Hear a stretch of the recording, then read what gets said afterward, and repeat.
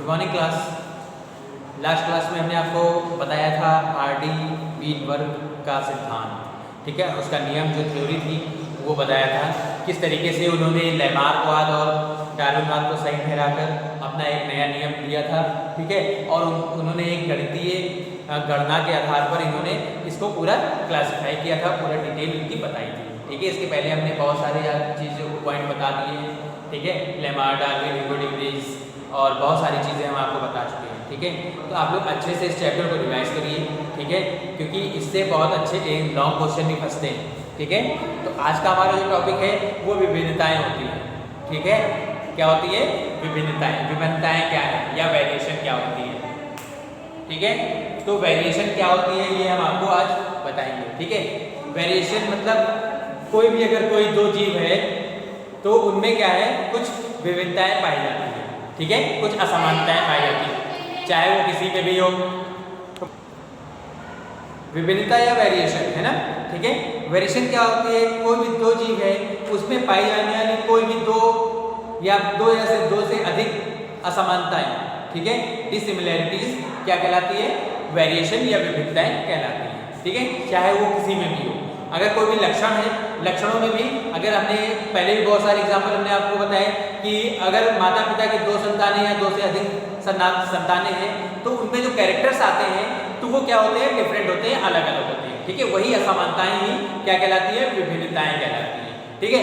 वो जेनेटिक भी हो सकती हैं, कृत्रिम रूप से भी हो सकती हैं, प्रकृति के रूप में भी हो सकती हैं, ठीक है, और कायिक विभिन्नताएं भी हो सकती हैं। तो विभिन्नताएं बहुत सारे टाइप्स में पाई जाती हैं या वेरिएशंस बहुत सारे टाइप्स में पाई जाती हैं, ठीक है, जो कि हमारे चाहे वो ह्यूमन बीइंग्स की बात कर लें, चाहे पेड़ पौधों की बात कर लें और चाहे कोई भी सूक्ष्म जीव या माइक्रो ऑर्गेनिज्म की बात कर लें, तो सभी में कोई ना कोई विभिन्नताएं वेरिएशंस प्रेजेंट होती हैं, पाई जाती हैं, ठीक है।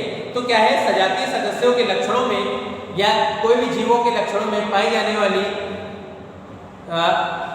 वाली असमानताएं या डिसिमिलैरिटीज भी क्या कहलाती हैं? वेरिएशंस कहलाती हैं, ठीक है। ये एक डेफिनेशन होगी, ठीक, या इसको हम विभिन्नताएं कहते हैं, ठीक है। विभिन्नताएं क्या है? चाहे वो क्रियात्मक मनोवैज्ञानिक रूप में भी होती है। मनोवैज्ञानिक रूप में किस तरीके से होती है कि मान लीजिए दो बच्चे हैं तो एक बहुत ही अच्छा मीन्स बुद्धिमान आदमी है, बुद्धिमान बच्चा है, और दूसरा बिल्कुल उसको कुछ भी आता जाता नहीं है, मीन्स मंद बुद्धि वाला है, ठीक है। तो वो मनोवैज्ञानिक के अंतर्गत आ जाएगी। या एक बच्चे को लर्निंग पावर उसकी बहुत ही अच्छी है और दूसरे की लर्निंग पावर वीक है या कम है, ठीक है। तो क्या हो, ये भी क्या है, एक वेरिएशन का एक अच्छा एग्जाम्पल होता है, ठीक है। तो वेरिएशन इस तरीके से पाई जाती है।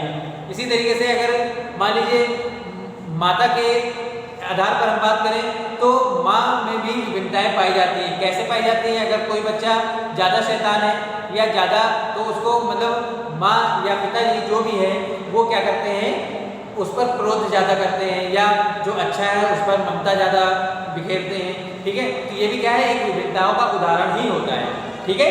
तो विभिन्नताएं हमने बताई आपको। अब क्या है, इसके टाइप्स क्या होते हैं, ठीक है, या काइंड्स ऑफ वेरिएशन या विभिन्नताओं के प्रकार कितने होते हैं, ठीक है। हमने डेफिनेशन आपको बताई कि जीवों में पाई जाने वाली असमानताएं क्या है? जीवों में पाई जाने वाली असमानताएं या डिसिमिलैरिटीज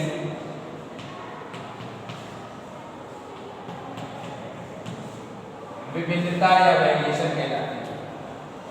विभिन्नता या वेरिएशन, ठीक है, कहलाती है। ये तो हमारी हो गई डेफिनेशन, ठीक है।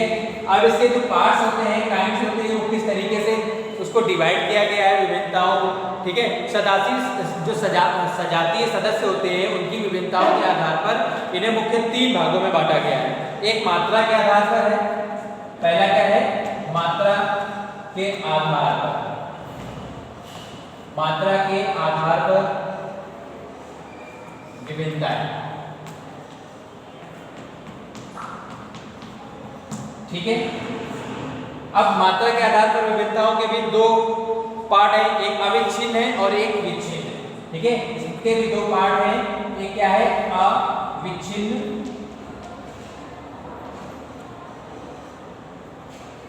ठीक। और दूसरा क्या है विच्छिन्न, जिसे हम क्या कहते हैं डिसकंटिन्यूअस, कंटिन्यूअस, अविच्छिन्न, कॉन्टिन्यूअस। ठीक। और जो हमारी नंबर बी दूसरा है वो क्या है विच्छिन्न, या जिसे हम क्या कहते हैं डिसकंटिन्यूअस, डिसकंटिन्यूअस। ठीक है। तो ये क्या है मात्रा के आधार पर विभिन्नताएं हैं, जिसके दो पार्ट है, एक विच्छिन्न और दूसरा अविच्छिन्न। ठीक है। हम इनकी डिटेल पूरी आपको बताएंगे, लेकिन पहले हम पार्ट्स बता दें कैसे किस तरीके से इनको डिवाइड किया जाता है। ठीक है। दूसरा हमारा जो पॉइंट है, दूसरा पॉइंट क्या है प्रकृति के आधार पर। ठीक है। जो हमारी नेचर होती है, नेचर बेस्ड जो वेरिएशन पाई जाती है, ठीक है, प्रकृति के आधार, प्रकृति के आधार पर पाई जाने वाली विभिन्नताएं।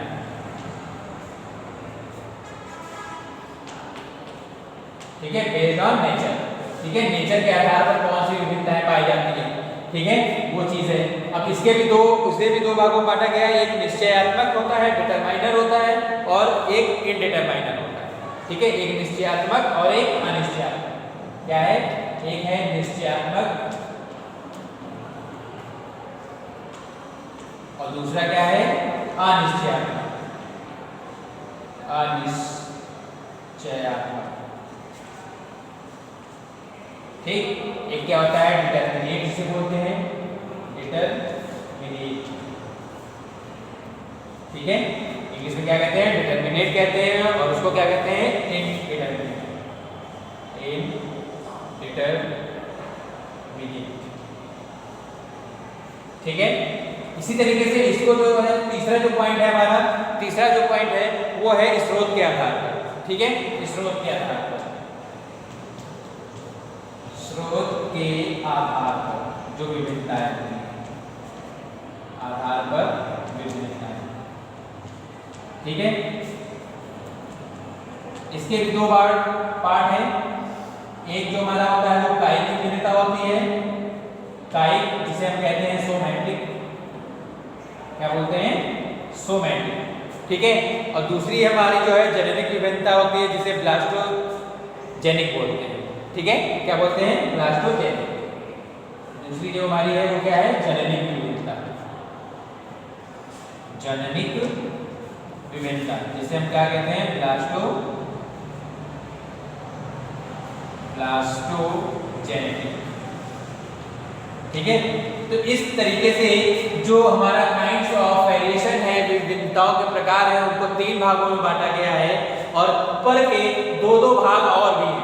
ठीक है। तो इनको इस तरीके से डिवाइड किया गया है। पहला हमारा क्या है मात्रा के आधार पर विभिन्नताएं कौन कौन सी पाई जाती है, एक विच्छिन्न और दूसरी अविच्छिन्न विभिन्नता होती है।